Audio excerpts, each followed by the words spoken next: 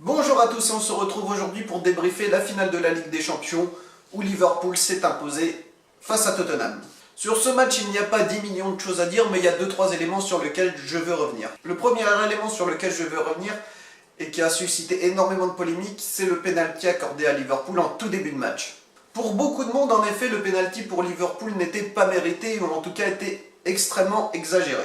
Dire que le pénalty n'est pas forcément mérité pour Liverpool, à la rigueur je peux le comprendre, mais dire que ça fait basculer le match et que ça a gâché même la finale pour certains, je trouve ça extrêmement exagéré. Quand il y a une faute de main, que ça soit dedans ou dehors de la surface, il faut juger de l'intentionnalité. Je suis d'accord avec ça, mais si vous avez le bras qui est décollé à 2 mètres, même si c'est pas intentionnel, forcément, ça agrandit la surface de défense du corps. Donc, même si c'est pas intentionnel, pour moi, il y a faute. Et dans une finale de Ligue des Champions, dès le début de match, quand Sissoko met son bras comme ça autant en évidence et qui limite il offre une opportunité à Salah de centrer directement sur son bras, on peut pas dire que le penalty ne soit pas mérité pour Liverpool. Je n'ai pas vu les réactions de Mané, mais on a l'impression qu'il a visé le bras de Sissoko, qu'il a profité de cette erreur défensive, parce que même si c'est pour donner des consignes à des défenseurs, c'est presque inconscient de mettre son bras comme ça en dehors du corps. Donc c'est presque logique qu'il y ait eu penalty pour Liverpool. Mané a cherché la faute.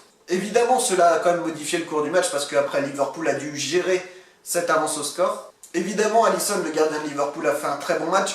Et même si je ne remets pas en cause sa performance, il n'a pas fait non plus d'arrêt exceptionnel sur des ballons qui filaient dans les lucarnes. Donc, certes, Tottenham a eu des occasions en deuxième période, mais au vu de ce qu'ils ont montré sur la première, c'était trop peu pour s'imposer face à Liverpool. J'ai envie de dire que cette finale, c'est dommage pour Liverpool parce qu'elle ne met pas en valeur le magnifique parcours qu'ils ont fait, même les 2 dernières années, parce que pour moi, cette victoire est l'aboutissement de aussi tout le travail que fait Klopp depuis son arrivée. En effet, l'un des moins bons matchs de Liverpool en Ligue des Champions, c'est arrivé lors de la finale.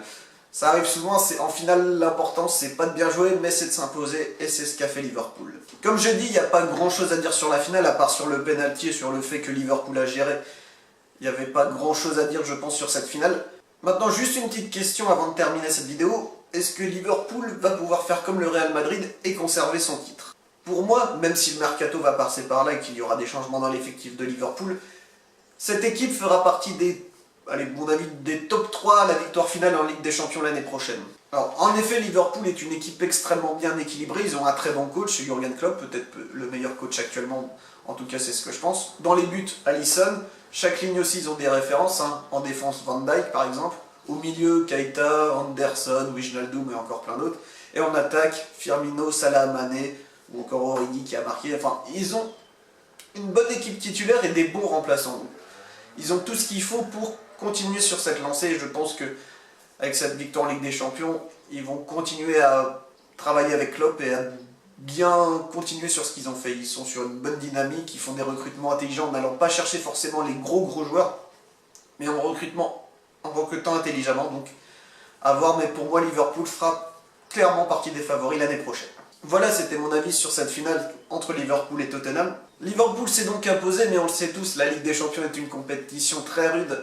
Et pour certains dirigeants qui ne le savent pas encore, gagner la Ligue des Champions, même aller loin, c'est extrêmement compliqué, ça se fait pas en 5 minutes. L'année prochaine est une autre saison et l'année dernière, quand on voyait le Real gagner une 3e Ligue des Champions, on se disait que ça allait continuer à être flamboyant et finalement ils se sont fait battre dès les 8e par l'Ajax cette année. Donc qu'est-ce que ça va donner l'année prochaine? Que donnera Liverpool? Est-ce que Tottenham refera un aussi beau parcours?